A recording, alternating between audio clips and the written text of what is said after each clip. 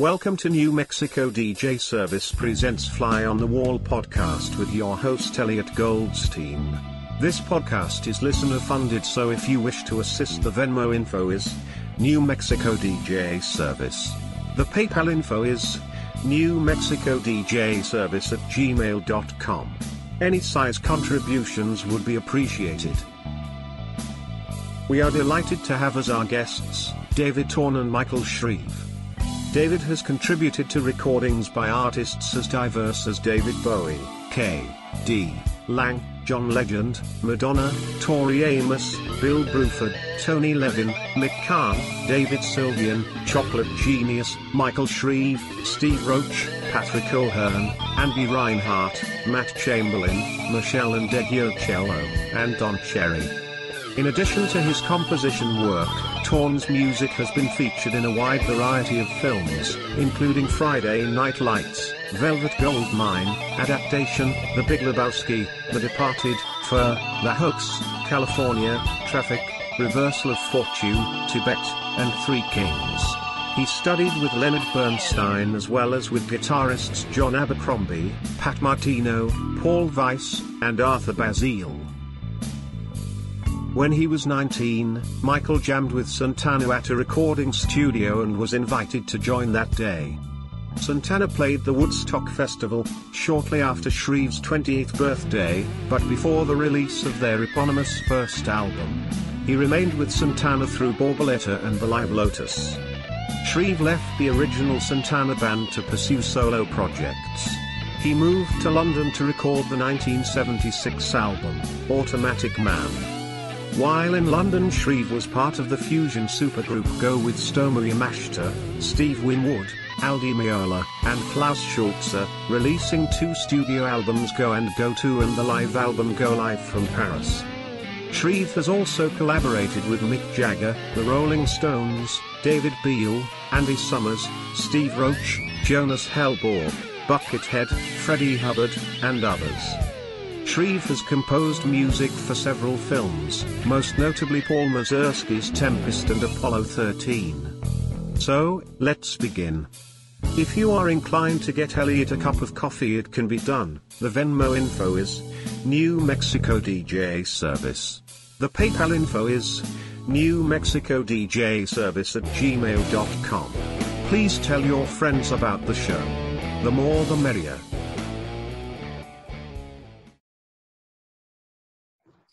Hi, David. Dude.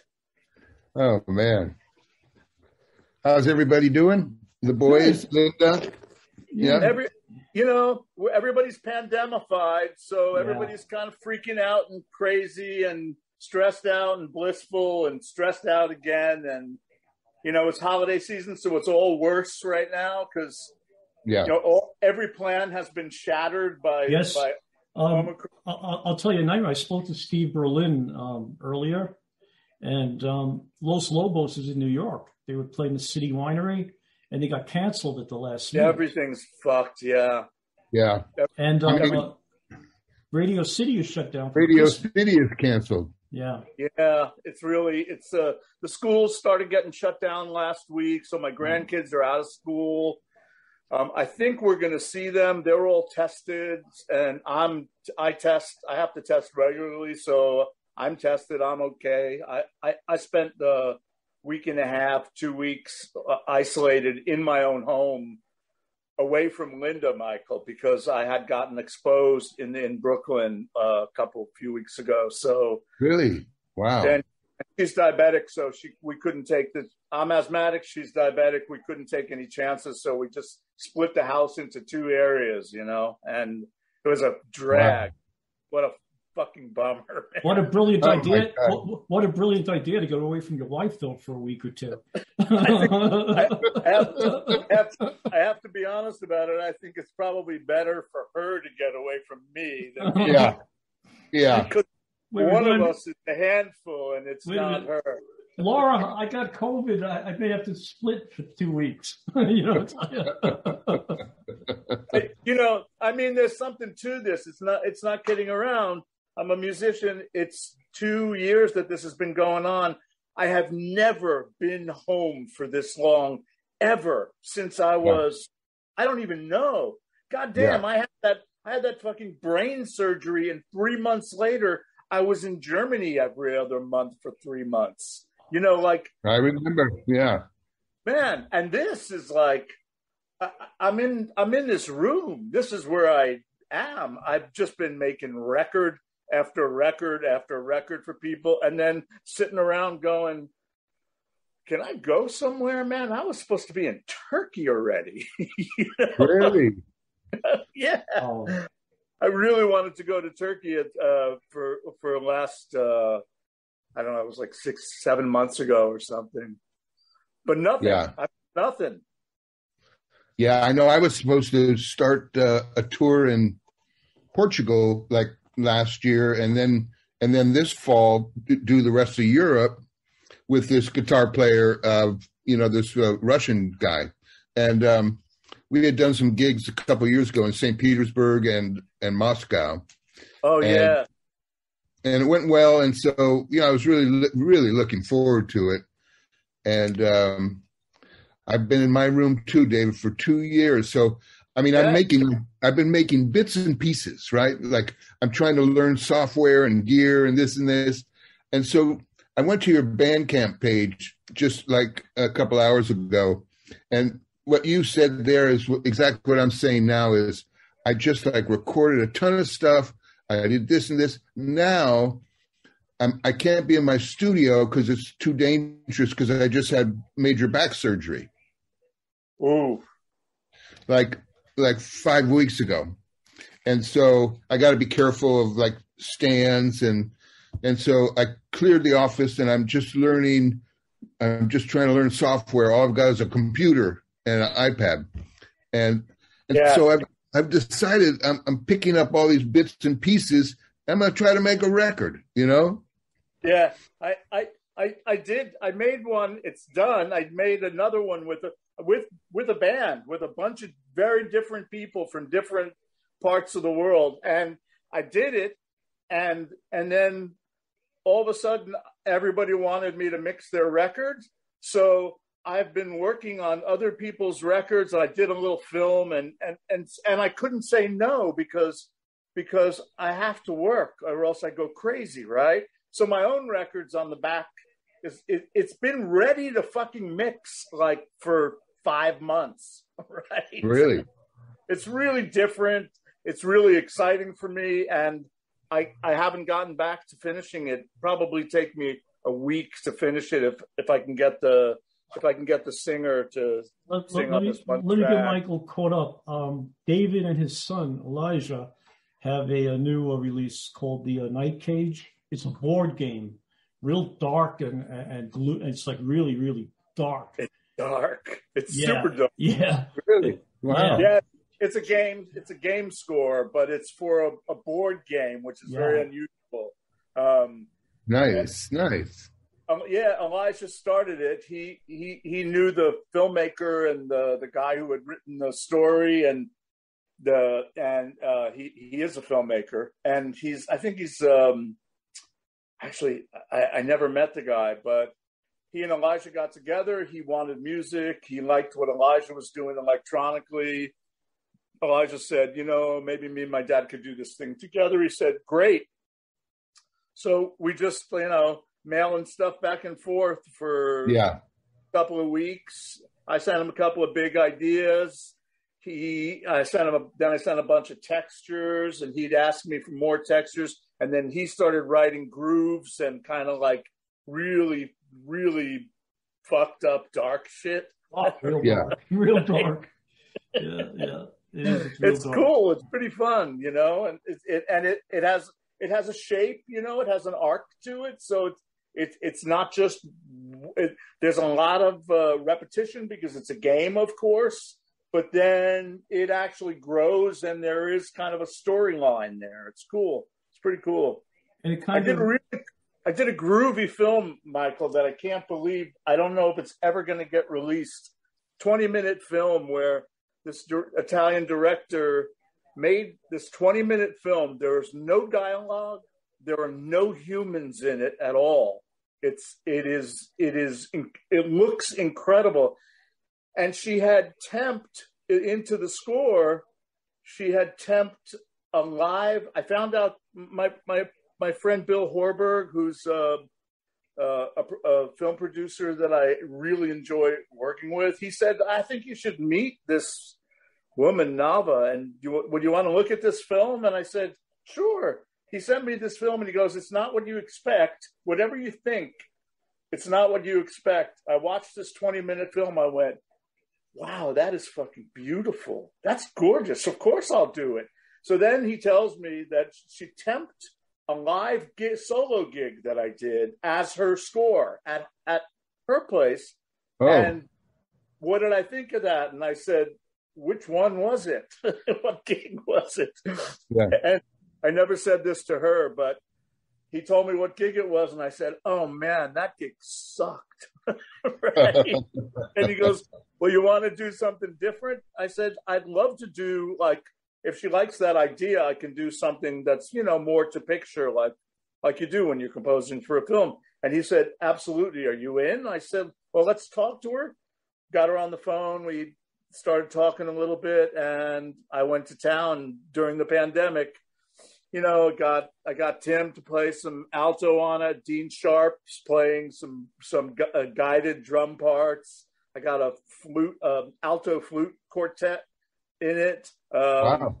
And it's based on guitar and textural stuff that I did before I brought the arrangement forward, right? So I did all that guitar stuff first and then started arranging it to the picture. It's pretty nice. I really, really kind of dig it. No idea if it's ever going to get released, Well, it can always be presented at film festivals as a certain kind of film. So, that's what she's doing. It played in Venice at the Biennale, and she's playing it a couple of places. I think she hoped that somebody would buy it. It's a 20-minute short film with no human beings and no dialogue. So, oh sure, big market. Big market. Yeah. So yeah. Well, it's you know what though? I just saw for probably the 100th time that Philip Glass movie, Cayano Asquatsi. Yeah. That's incredible too. It's incredible. It is, yeah. It's really. And Tangerine Dream has one out too, of buildings exploding. There's a lot of the artists that I'm exploring now, both musically.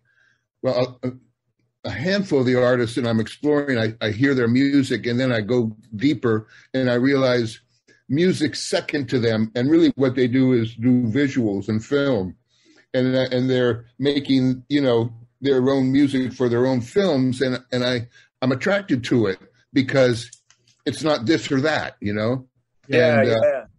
And so I find myself, and the same with drummers who are doing stuff with visuals, or that's really where I want to go anyway. And I've been wanting to go there 30 years, and everything's available now. So I just got to either learn it myself or plug in with these people. There's an amazing site online called seditionart.com. Okay. And it's all digital artists, and with limited, short films and limited amount, you can buy them. Wow. And there's maybe 150 available, right? Or 100. And then when that sells, the price goes up. But I've been collecting a catalog. You can get like $60 or this or that. And I've got like about 20, 25 pieces of art now that it's all just moving, beautiful, subtle, visual stuff from artists all over the world. And the reason, I love that stuff anyway, but what I want to do is put music or sound to these things and then contact the artist and say, hey, let's do something. You know what I mean? Right. Yeah. That's my idea of jamming nowadays, I feel lucky that I got people to come up when things were safe. There was a brief period, May, June, something like that, where it was safe, and I had people come up and record on this music. I didn't get to we did play one live gig. Me and Chess and Craig Taborn and Tim played one gig in New York, and it freaked me out like I couldn't believe. It was great to get out and play, but the club was packed, and I didn't even think. I live in the country. I'm like a hermit or something now, right? Yeah. I don't go out. I don't go out. We go to the store. We call. They bring it to the door. You pick it up and you disappear.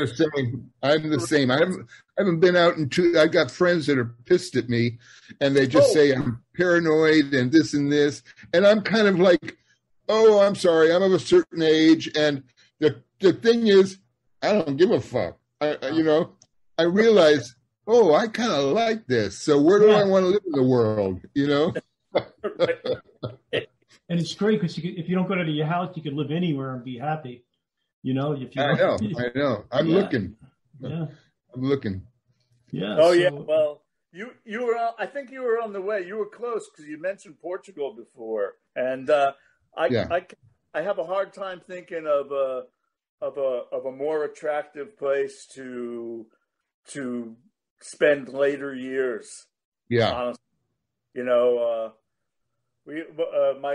My dad passed a few years ago, and he left me and my sister the family home in Fort Lauderdale, and we sold it as quick as we could. And I thought, okay, great. Now Linda and I can go to Portugal together, and we can look around and see some properties. Right. Never happened. I know. I subscribe to all these things and everything, but now I'm concerned about Europe in general. And the stuff that's moving on. And I know it's too hot, but the latest place I'm looking at is Mérida, Mexico. Oh. And it's getting very contemporary. And what you can get, David, for not much is just amazing. But the thing is the heat. And I know I'm terrible in that heat, but I found out I don't care if I go out or not. So... Right. It's not funny, but I get it. Yeah, it's like nobody you miss that much that you have to see, right?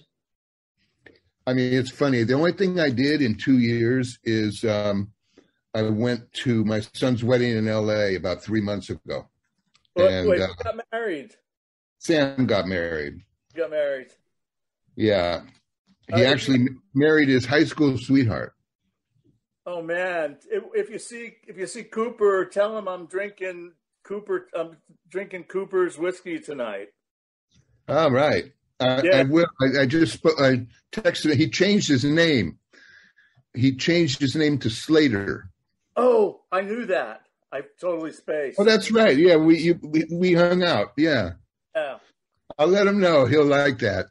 Yeah, dude. I'll tell him I'll change the name of the whiskey to Slater's.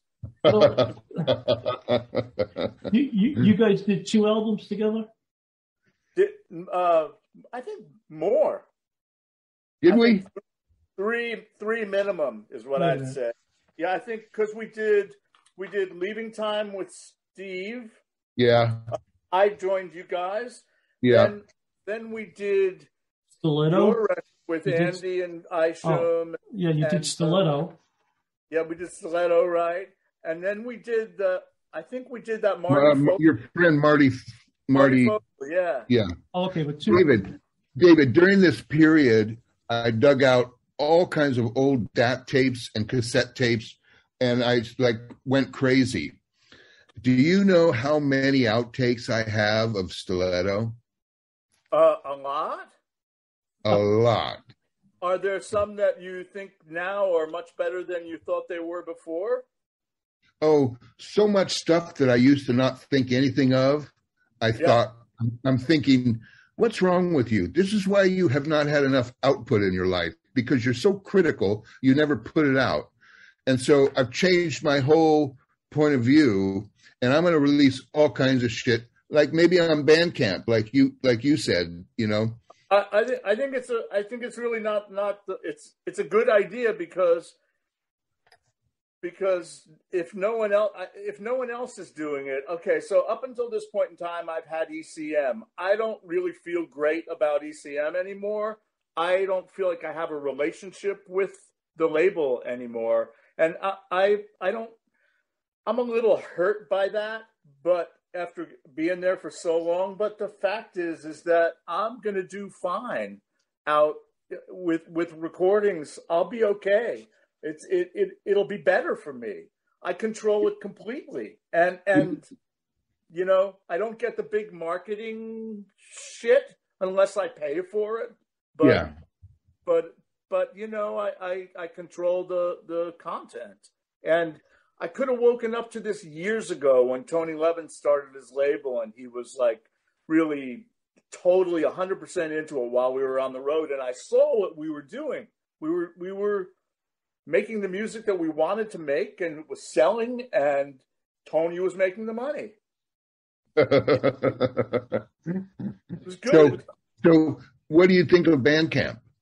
I like Bandcamp, and I don't actually have my own page, but I'm supposed to be getting one built I should have started about 2 weeks ago, but I will have one for this new record for sure.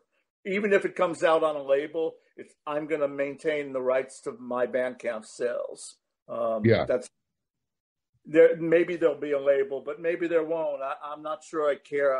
I'm not sure I care to be in complicated business with people that don't give a shit about me. And sometimes where it's not enough money to like think that they're doing you a favor, and plus you give up ownership and you give up this. It's like have fun, make the money that's there, and and like some of my one of my friends, somebody I think you might know, who's working with Spotify now to do curating the playlists.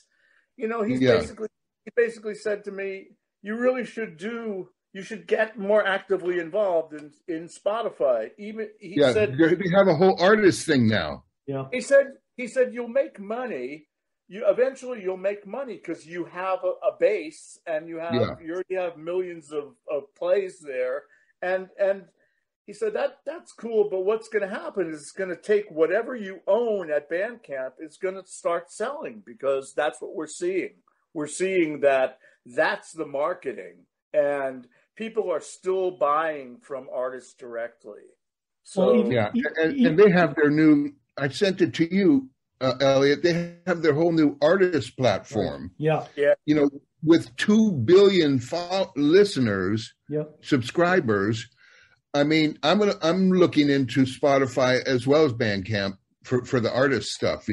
It's a sketchy business, right? I mean, they really came in. They came in at the worst possible time, doing something that was slightly better than being stolen from, but still stealing from all of us. Yeah. Actually, I mean, the truth is, it's the labels that are stealing from all this because they own it. I mean, they pay the labels, and the labels don't pay us. So I'm going to have to check on something. I'll be right back. Okay. Now, is very transparent. They really, they take so little, and they do give back, and they want to continue feeding the community. Okay. There's something good about that. So I did a record. I did a record on my friend's label. I have one record on Bandcamp. It's at my friend Tim's label, Screw Gun Records. And is that what that is? Yeah, okay. I was really doubtful. I was doubtful about it, and we put it out, and it sold incredibly well, like really fast. Like it was really? It was like, and it made me sit up and go, hey, if you did an album on purpose and you did some marketing, you'll sell more. Now, Bandcamp also, I think the third Friday of the month, they don't take a commission, right? That's right. It all goes to the artist. Yeah, and the commission is small, and they do surprise artist day. Well, okay, cool. So okay, there's something cool about it. I really do know a lot of music fans who go there to see what's happening. Right. I agree. I find music on there that I really like, and there's so many cool people that I like Amon Tobin, and John Hassel put his stuff out there, and Laswell has a whole army of stuff there, you know. Oh, does he? Oh, yeah, tons of stuff. Yeah. Okay. And Spotify is the close second now, right? They're just kind of getting into the race. I think my take on it is that I see Spotify as a marketing device because of the things that my friends who work at Spotify tell me is good about it and tell me what is bad about it. And okay. I really do see it as a, you know, I was invited to do like a weekly thing on Spotify, and at some point I'm going to do that. A weekly thing. Yeah, like, okay, so Robert Fripp for a while was doing a weekly looping thing, his old Frippertronics thing. He'd do one a week or one every 2 weeks, and crazy amounts of people coming into Spotify to watch Robert hear and watch him do his Spotify thing. And I you know, it was suggested to me that this is a really good idea for you. It just, because I pump out a lot of material in a lot of different styles of music or without style, really style-less music. Beyond style, yeah. Beyond style. Under script. Right. So, you know, because, you know, I've got like shit that I wrote for films that'll probably never go into a film that were great demos or I actually orchestrated them and they're done, but I own them, but they never got into the film, and then I own them. So this is crazy what's around, and I really should take advantage of it. I get freaked out because I'm so dedicated to actually being productive that I never want to actually stop and think about this shit. I just don't. I'm with you. I'm with you, man. You know what I mean? You just go, no, dude, I got a new idea. I have to pursue this idea. I'm going to write a really strange vocal quartet with 6 violi. I'm going to do this, and I'm going to do it, and I'm going to go, well, you were supposed to call the guy from Bandcamp today, or I mean last week. I mean, it's been a month. Man, I tell you, when I found out that I couldn't go out to my studio, I came into my home office, which was, I swear to God, guys, I should have taken a picture. The whole thing was like piled with paper. Like, I still haven't done my taxes. You know what I mean? From the year before, you know, it's like, I don't even open my fucking mail. And, yeah, I don't either. But I have everything, all the bills paid automatically. Right. And so I swear to God, I took 2 days and I cleared it out. And now I've got my nice little computer set up. But I'm getting worse as I get older. It's like, oh no, me too, man. Like, Michael, I can't. I have a few students now, and it's the first time since the beginning of the pandemic where I realized I can't let people come in here. There's no room for anybody. It doesn't even matter if they're a client. There is no room. I'm supposed to do these quartets with my friend Bill. And I'm like, dude, we have to go to an outside studio. Well, I got this stupid thing behind me because I got a bomb going off behind it. Oh man, doing a class with American Film Institute. I'm sitting in my room and I'm thinking, oh wait, I hope they can't see anything below my shoulders. Uh-huh. Yeah, exactly. Yeah, exactly. Yeah. I know. Yeah, like Daffy Duck, I'm not even wearing pants now. Shit happens. Yeah, it's a whole different time. It's scary, but yeah.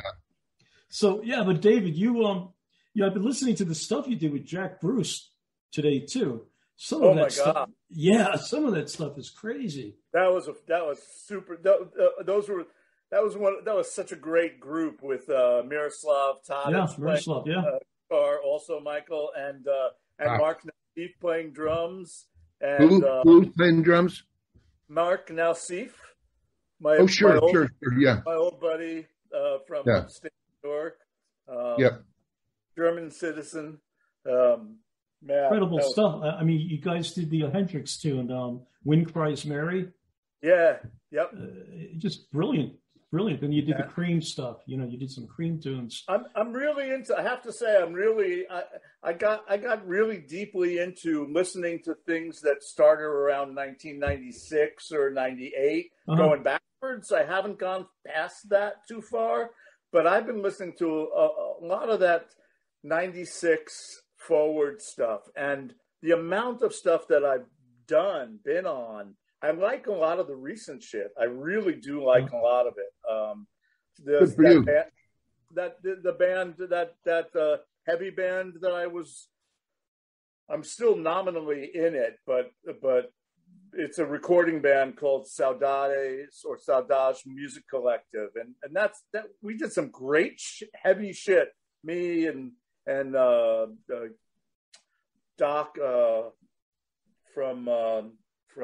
from Bad Brains, Gary Miller from Bad Brains, and Mackie from Bad Brains, and that Israeli guy Gil Sharon. If it wasn't a track, Gil Sharon was playing drums. Chuck, the main guy, Mike Sharona. The singer from Deftones, Chelsea Wolfe singing. It was just like. Some of it's really good. I really enjoyed that whole. I don't know how many tracks we did. Michael, you said something the other day when we were at that other meeting that music's connected. Everything's connected somewhere. I'm just finding that, like yesterday. Well, I got a. What did I get? I got an email talking about somebody on Bandcamp that I follow who won a filmmakers award at a festival, and he's a filmmaker, but he won a music video award. And so I took an hour to delve into him, and then I really loved it. This is the visual stuff. Just a remarkable guy, English guy, and then I read an interview with him, and then from there he said, I've started getting into this guy, and I went to Bandcamp and I found this guy, and what he does is he's one of the great nature recordists in the world. Right. For $70, I downloaded his whole digital catalog because I listened to a couple and I bought them, and I said, fuck this. This is like not expensive for this guy's life work. And because I've been looking for, in putting together my maybe album, I've been wanting natural sounds and environmental stuff, Foley stuff. I want to start having the natural world in my stuff more. And I just thought, man, this is amazing. And so what I plan on doing is I can download the stuff. And so I plan on editing it and putting them into some of my music, and then contacting the guy and say, can I use it, or you want to do something, or what? I'm hungry for these kind of collaborations with these people. I mean, he's done stuff with Richard Attenborough and Oceans, but I was thinking, David, man, I'd love to do something with you that's really different, maybe for both of us, but to include natural world sound, like environmental sounds, and spatial, and drum stuff, but not heavy drum stuff. But I do have this machine now at home, not a machine, a box that I got during the pandemic that means I can record really great drum sounds without an engineer or mics. And it's blowing my mind, like I can load my own sounds into it, but it's got like 128 gigs of like great drum sounds, all kinds of stuff. And so I can do that now, and so I guess I'm proposing. I gotta send you this 20-minute film because Yeah. what it was, and this is completely resonant with what you're saying, Michael, is what the film was it's nature. She's shooting nature, only nature, all by herself. She never made a film before. She's an operatic director, operatic production manager in Italy. That's what she does, Italy and New York. Never made a film before. She did this thing. And so her soundtrack, because I asked her not to send me the one that she put my music in, it was just the sound of these lakes and all of these birds. The film is called one word, like E.E. Cummings, Water and Birds. And the sound that she recorded herself was so fucking gorgeous that when I started writing, I said to her, do you care? She set up some like wind chimes at some point on the lake. 2 different points in the movie, she had set up wind chimes on this lake with all these amazing birds being shot and recorded. And I said, do you mind if I take the wind chimes and the lake sounds and I actually call that the dialogue, but make it part of the score completely, and that I write with that? I'll write with it on all the time. I won't do anything or it's off. And she said, yeah, you can do that. And I said, but here's the thing. I own the music. So is it okay if I call it part of the music? And she said, absolutely. So that's what I did. And I wrote to the sound of nature. And There you go. I never in a million years thought that I would do that.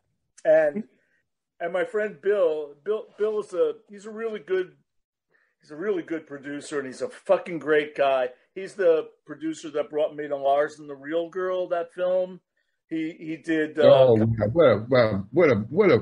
What a beautiful film and music, man. Yeah, and he also did Kite Runner.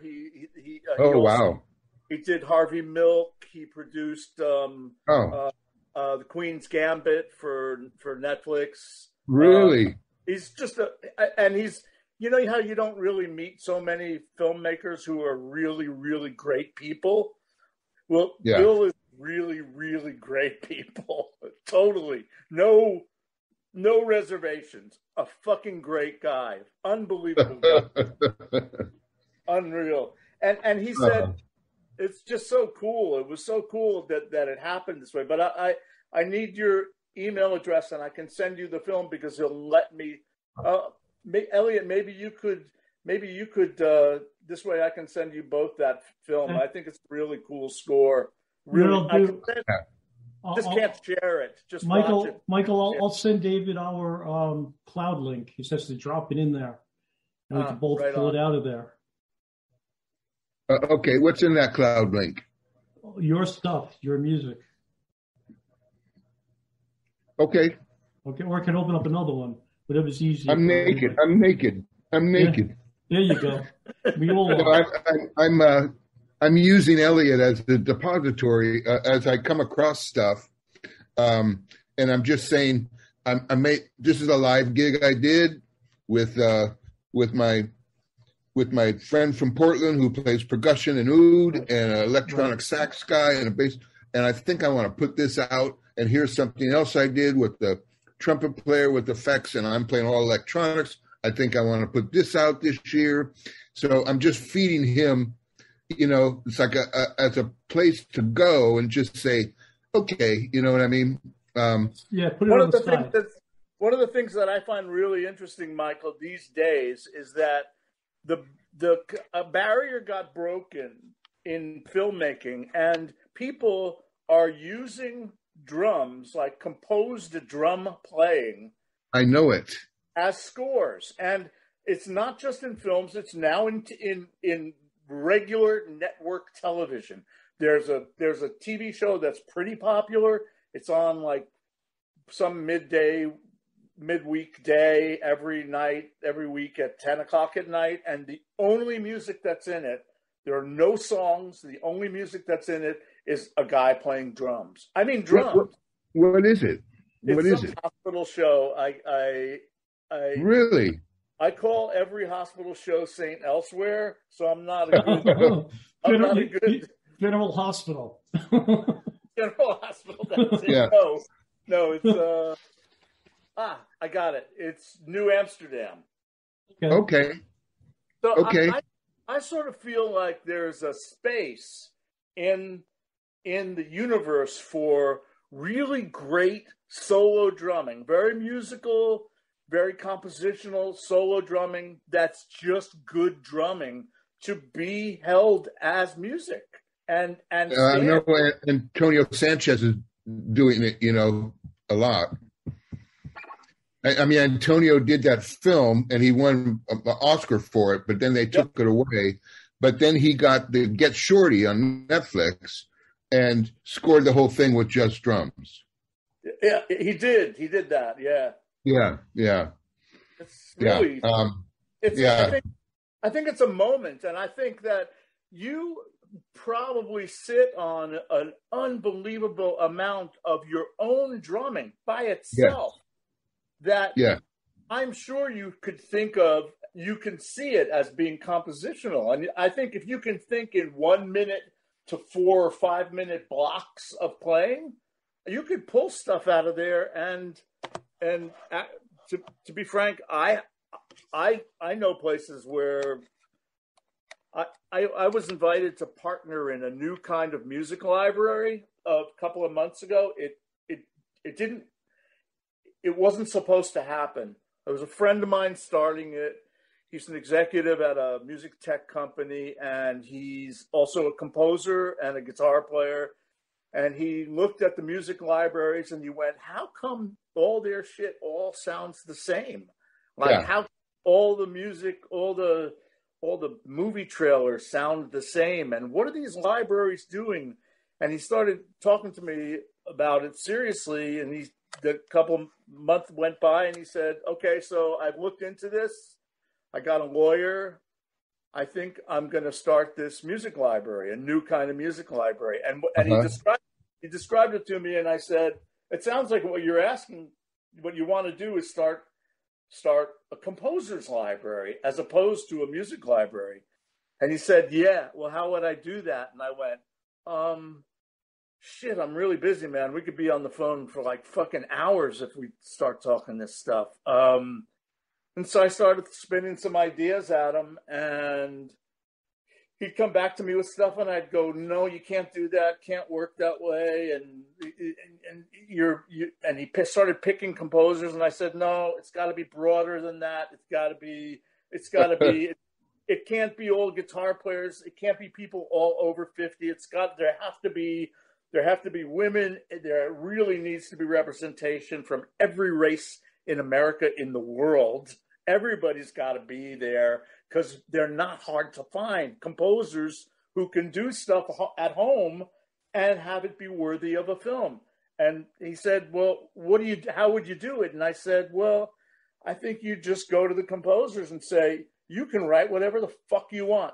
1 minute to 3 minutes long. I don't care what it is. If you can imagine it honestly and sincerely as a piece that you wish were in a kind of film, and you can do 5 pieces like that, no matter what kind of film you think it is, but you honestly get an idea of how it would be in a film, whether it's with dialogue or in a certain kind of place or whatever. And Barry went, wow, this would be great if we could do that. And I said, okay, well, he said, do you know people? And I said, yeah, I know people. It'll be endless if you ask me. Yeah. I know everybody. Yeah. I know so many people who are so talented in so many different parts of music in the world. And so we started putting together a small, just for the presentation, we put together a limited number, which kept growing. And people are throwing stuff at us, Barry himself got a really good deal with a really big distributor. We're going to make a presentation to them in January or February of everything that we have so far, so they get the idea. and it's a great deal for the composers. I don't think there's another deal in library music even remotely as good as this. You get. I maybe shouldn't talk about this too much in public, but do you guys know Morgan Fisher, the keyboard player? No. Oh, wait, Eliot. I want to hear more about this from David. Well, yeah, I know before that, but Morgan has 2 albums out called Miniatures. And what he did was he collected, it had to be under 60 seconds by all of these great artists, and he put them on compilation albums. Hector Zazu, the guys from XTC, they all put something on it. Kevin Coyne, these great artists, and it's what we're talking about. This is basically, that's functionally the idea, but it's being posed as a competitor to the typical music libraries that everyone in Hollywood goes to. I mean, not just Hollywood; it's around the world. So So the idea was to present stuff that composers wanted to present. So and Michael, the collection of stuff that's there now is unbelievable. It's fucking unbelievable. I mean, do you remember Hugh Marsh, the violinist from Toronto, electronics and violin? No, I should, huh? Yeah, he was in Bruce Coburn's band, and he's done 1 million Hans Zimmer scores. I think he's unbelievable talent. Dougie Bound, you know Dougie, right? Yeah. The drummer Dougie. He's also writing for film. So we got a bunch of people who have already done films, and a lot of young people, and it's really lively. I can't believe it. I think I got this feeling like when I was starting to curate the material, it was coming into me. I was going, "This is too good. This is way too good to succeed." Oh my God! And so you said it wasn't meant to be. What happened? Well, no. It is meant to be. There's a deal on paper. We just have to do the presentation. That means collecting everything together. Me and Barry choosing what's going into the presentation, and then we go make the presentation. But the contract is already all the major points, as far as I know. The major points of the contract are already agreed to. So who's the contract with? It's with a big a library company whom I won't name until it goes on. Oh, yeah, that's okay. It's another library company. And there's another company in the background as well that's an off chance, but it's a good chance because I'm connected to somebody who's one of the executive vice presidents there. So we'll see what happens. It's pretty cool. And I think if you don't do anything else with some of your solo drumming stuff or solo drumming with electronics, if you can think in that mode after January when it's happening, I'll say, please, if you want to do this, I'll show you the deal. Straightforward. You know, you don't have to work at it. Right. I've got a lot of stuff, David. I've got a lot of stuff on film. And not only that, I found cassette tapes from 1972, 1973, where I had my roadie record every drum solo I played with Santana. And that's when I was like smoking. And so I can get those cleaned up now and cut out bits and pieces, into 1 minute segments or this or that or whatever. Oh, no, that's Santana shit. That's history, though. You should do something special with that. Man, I would make a record for drummers of drummers. The Santana solos, man. That's man. Yeah. Well, that's when I was kind of peaking around 73, and I'm not ashamed to say it. I can't play like I used to play, but it doesn't mean I don't have the wisdom, or this or that. And the rhythm doesn't leave you, which is why I'm trying to learn the software. But yeah, I should put that stuff out somehow in some kind of package, Yeah, definitely. I would say that, maybe your kids would do it anyway when you're gone, but that's really legacy kind of material, Michael. No, no, the kids aren't going to do it. And the when I'm thinking of releasing this old stuff, like these gigs and everything, is like a legacy. I'm going to name legacy, and so there'll be a distinct thing. Like, this is some old shit, but I think you're going to like it. When you met Tim in Seattle, Tim was like, "That's Michael Shrieve. That's Michael Shrieve. He played the drum solo at that Santana thing in Woodstock." And I went, "That's Michael. It's him." He goes, "That's him right there. That's him." I'm like, "Yeah." Well, we met a guy last week who's still in awe, Vilvaris. He called me the other day. I can't believe I was talking to Michael Shrieve, and so. Yeah, that. I think. Well, I would separate that out from the stuff that I think the stuff where you were like, because I know how you think and I know how I think, and I understand the whole vibe of not being able to do what you once could do, but you still have the same spirit and mind is still really in the same place. So intention is everything. Kind of the way it goes. Remember how good Elvin's bass drum sounded that night? I thought I was going to die, man. And he was like 6 months away from death, and it was like, I thought I was going to just die from that bass drum's hi-hat. I know. I thought, holy shit, he's like 1,000,000 years old. So I think like the Santana stuff. Hey, he's not 1,000,000 years old, dude. He's like 4 years older than us at that time. Oh, was that true? Whoops. Yeah. Right. Oh, man. But how about the stuff? You think you peaked with Santana?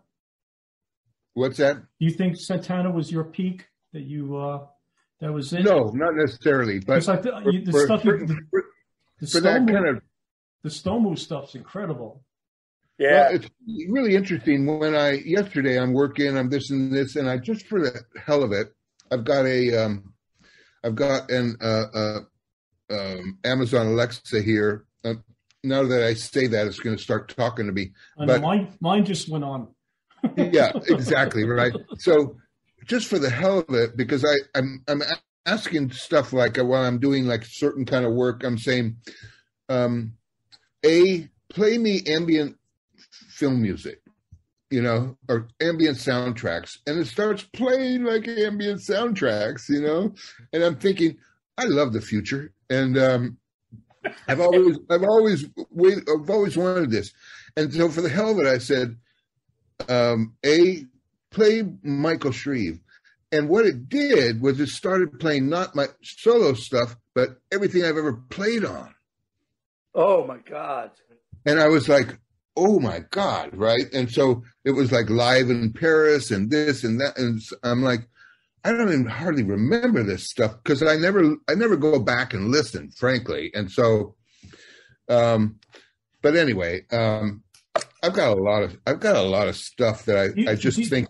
Do you have any should be out there. Do you have any ghost stuff with Patrick, with Gleason? Any old stuff with Patrick? Yeah, the ghost stuff when you guys played like the Bottom Line and stuff. Oh, I don't know if that was ever recorded, frankly. And I left that tour, which really pissed a lot of people off. But I just wasn't going to do it under the circumstances that they were. Stomu and I are all right, but to crowd like a dozen people into like a stage that's 8x8, I just like. Get the fuck out of here. This is like an important artist and, you don't treat him like that. So, but I have other stuff with Patrick from a solo album that was never released, like before Polyphonic Synthesizers, when Patrick created an orchestral piece of a Stomu Yamashita piece before I met Stomu that I loved. And so he had to create the whole orchestra instrument by instrument. One note, yeah.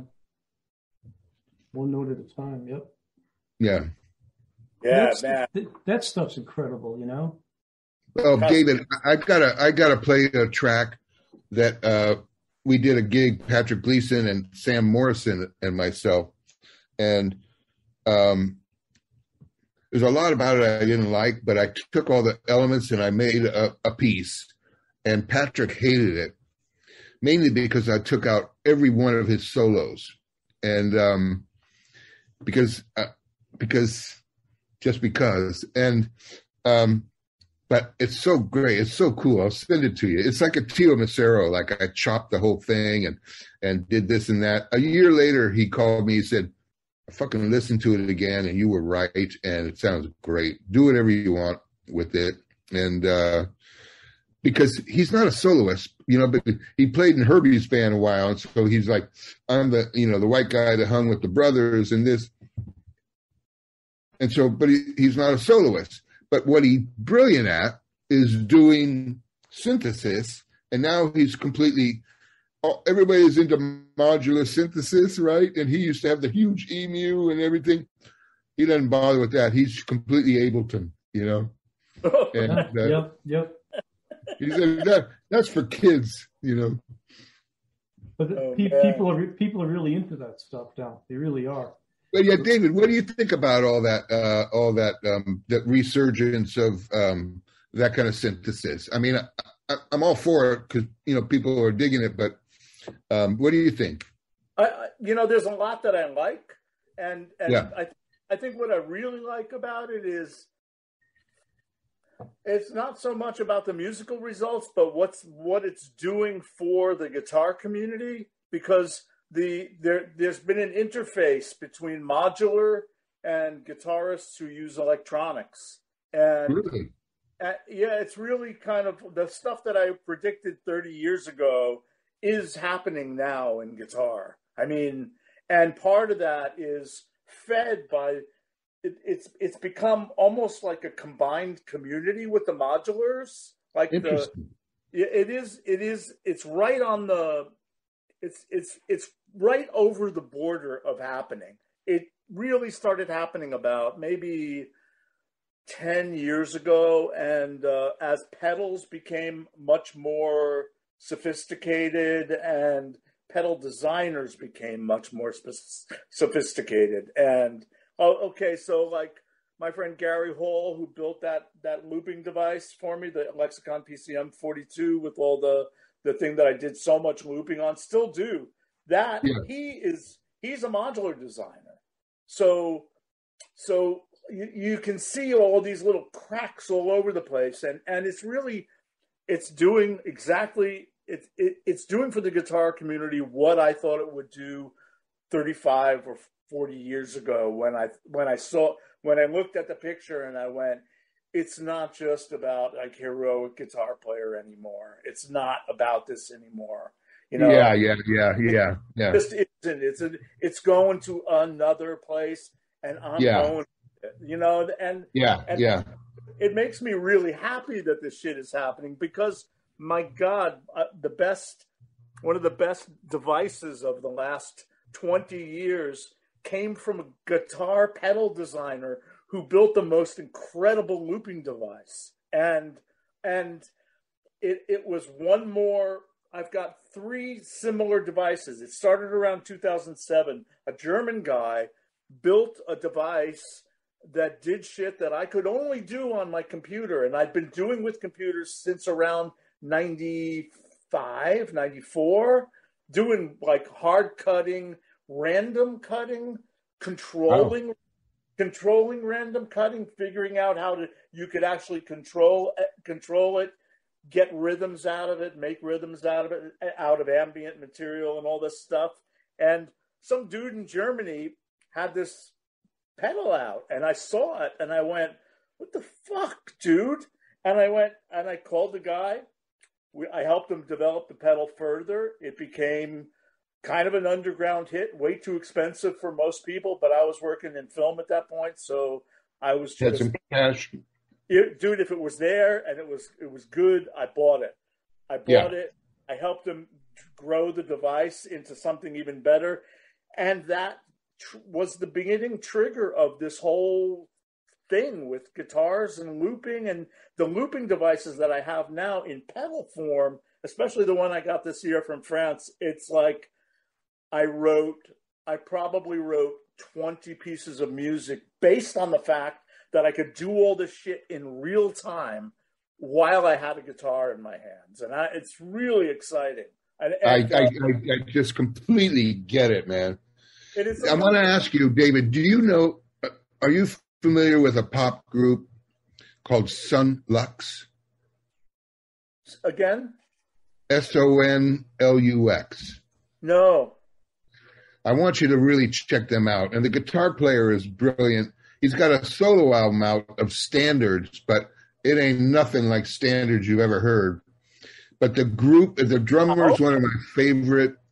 And they're just like, to me, they're like the epitome of like an exploratory group that, does, man, they're all firing. The singer is phenomenal. It's just really something. It's a trio.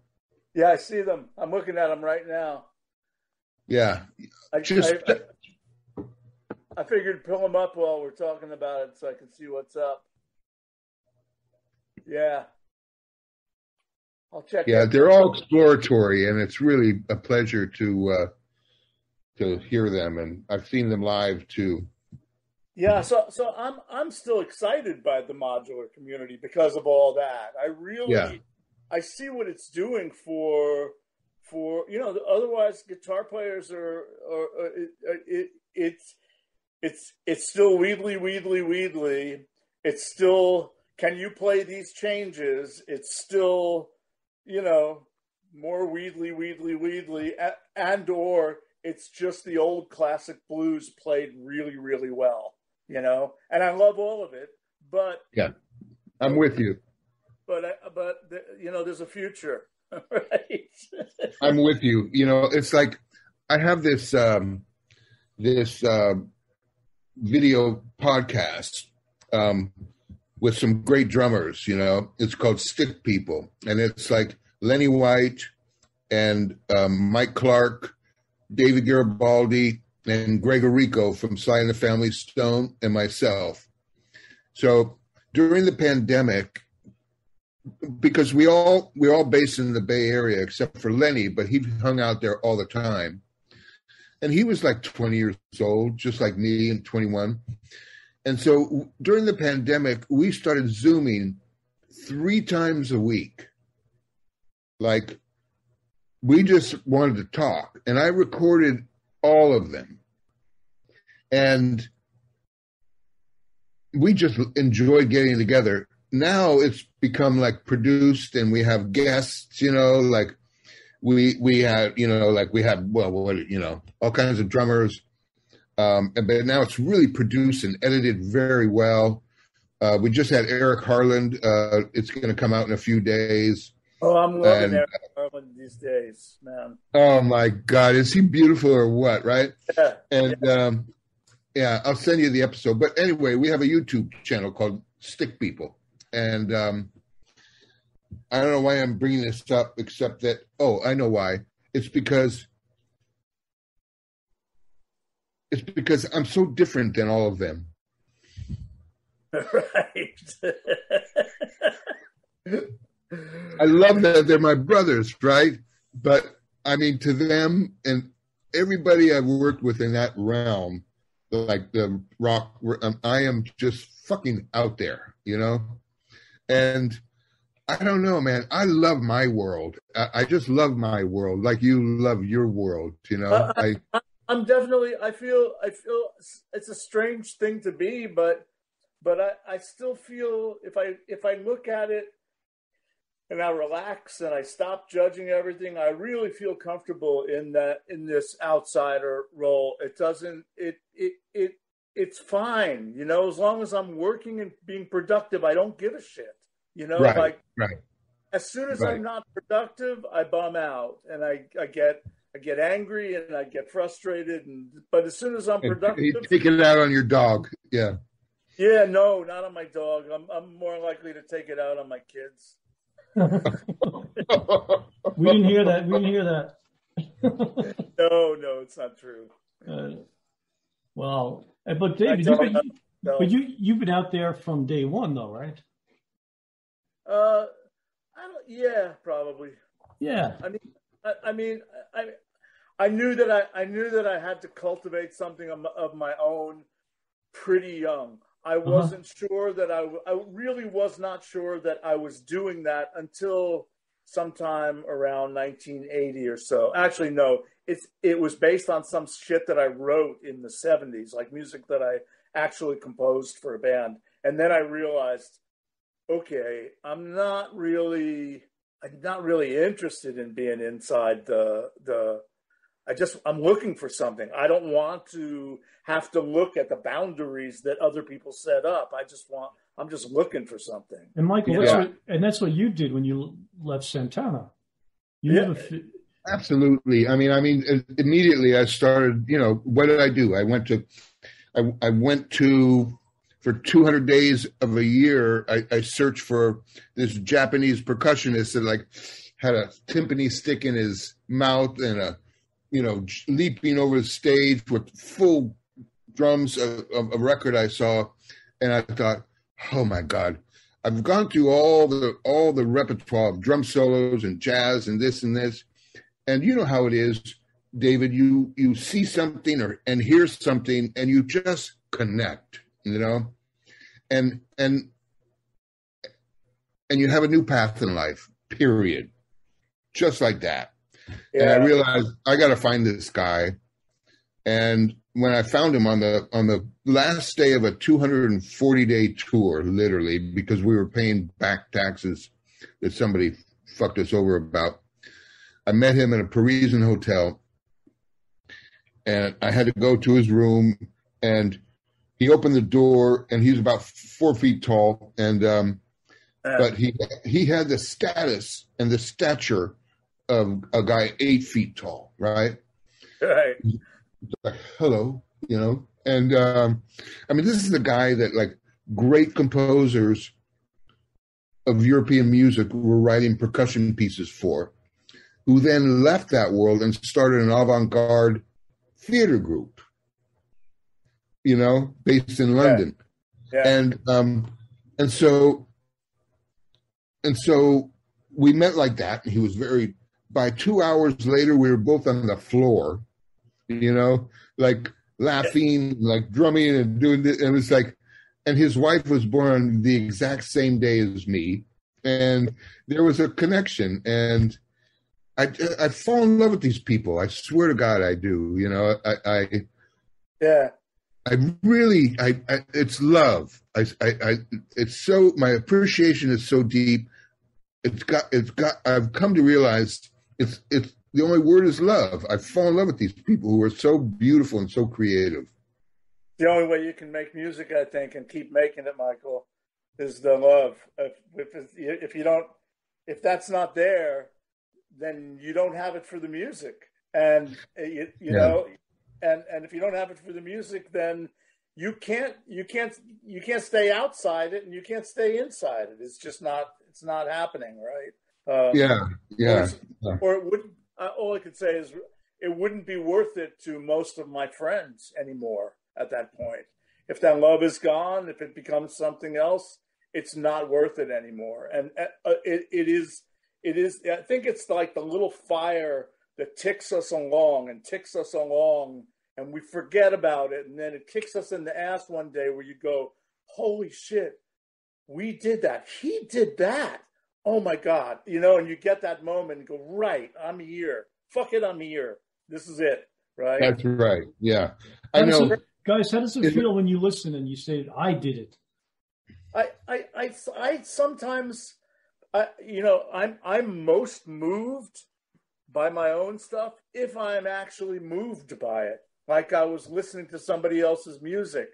If I hear something and I remember what I put into it and how far away it was from all the little things that bug you during the day of every day and all the bullshit and the money and, fighting with women and children and animals and the world itself. That moment where you hear that and you did it, and you're double moved by it because you can feel what you felt while it was occurring. You know, you can feel it. If it's just writing or if it's playing, it's the same thing. It's like, holy shit. And I don't, because of that stuff, I never judge my own work as being good or bad, and don't want to. But I know the stuff that I love the most is the stuff that I knew I put the most into, always. So I would say, I was going to say to you before that I really would like you to hear a couple of records that I know you haven't heard, Eliot. Like, I definitely think you should hear Presence. I have it. You have that one? Yeah. I think you should hear the Splatter Cell discs. I have it. Fuck yeah. Oh, fuck yeah. And I think you should hear What Means Solid Traveler. Do you have that one? I don't think so. Oh, that's brilliant. Yeah, I love all those records. Remember What Means Solid Traveler? That was a moment for me where I just went, I don't have any, I just don't, there are no boundaries on me that I'm free. Don't myself, you know? Yeah. I just. That was a beautiful time. That was a beautiful time, and the musicians you were working with and collaborating with were, you were all attuned, and even the title, like for years, that title has stuck with me. You know, it's just like, it's so cosmic. You know what I mean? I mean, we are travelers, and you know where it came from, Michael, right? You know, it was one of those, when you're traveling by yourself on planes a lot and with no buddies, no friends, but you're just traveling. I was on a plane and I was doing some kind of little meditation, and I just went into that like almost complete dispersion thing where like, everything felt like a molecule or something, I just like part of these spinning molecules, and I went, well, really, like, this is not, it wasn't meant to be negative. It's like, what, I'm like a traveler, and like nothing is solid, like I'm just traveling. That's all I do. I only travel. And I'm thinking, yeah, when I'm home, when I'm with people, I'm not really there. I'm really on the move somewhere. I don't know where it is, It's so out. I never. I get it so hard. I just about that, Yeah. Okay, now Michael, getting back to you now. Transfer Station was your first out of the box album, right? Yeah, but guys, I'm gonna have to leave. I promised my wife and she's dealing with some stuff, and so I'm going to have to. I'm sorry, Mom. I'm going to have to say goodbye. Well met. And yes. Before you leave, when you put out Transfer Station, did you? Yeah. Was that a whole different? That was out of the box at the time. Well, for me, okay. So this is what happens. This is what happens when you follow your heart. And I pursue a guy like Stomu Yamashita, and I'm pursuing him because I want to do avant-garde percussion. That's why I pursued him. Right. I wanted to do what he was doing. What he was in the middle of doing already was he wanted to do a pop record, and he already had Steve Winwood, and he already had this guy I never heard of named Klaus Schultz. And so this is what happens, like. So I go to London. I'm doing Automatic Man at the same time as Stomu because they're on the same label. Chris Blackwell signed both of them, and then I walk in this room and there's this guy with these keyboards and like Moog and I'd never heard anything like it in my life, and I just realized, oh my God! So because of Stomu, I met. Well, a lot of people, I could go on and on about Stomu Yamashita, like how people used to come visit him, like film directors and fashion designers, and big people, And what I learned from Stomu is you do interesting stuff and you will meet interesting people, That's how you meet them. Just do it. And, you know what I mean? And you attract. And so I started listening to Klaus Schultz records, and I found out he's quite popular. And I love the sequences, you know, the sequencers. I was like, you know, it's like, oh yeah. But every time the drums came in, I was like, oh. So my whole thing with Klaus was, please let me come over and let's do something. No, not to put anybody down, and so I go over there and I make this record, but I never played drum set on it. You know, I just played like timbales and cowbells and some electronic stuff. But to me, I'm still that way. Like even this Drums of Compassion record I have coming out, there's pieces where I'm not even on, you know? It's like, it doesn't matter to me. It doesn't matter. You know, I want to present a journey, and it's not about me, you know? So, anyway, yeah. Man, I love both you guys. I do have to leave. David Torn, you and me aren't finished. We gotta exchange links and musicians and share that. And Eliot, thank you so much, brother, for doing this. Glad you were able to. Dude. We haven't said dude once. I'll give David the link so you guys can share what you have to. Okay. Okay. All right, guys. We'll get that done. Michael, be good. I'll talk to you during the week. You bet. Take care, guys. Be good. Bye, man. Okay, David. Right, Thank you for listening to New Mexico DJ Service presents Fly on the Wall podcast with Eliot Goldstein. This podcast is listener funded, so if you wish to assist, the Venmo info is New Mexico DJ Service. The PayPal info is newmexicodjservice@gmail.com. Any size contributions would be appreciated. Please tell your friends about the show. The more the merrier. Please play nice with one another.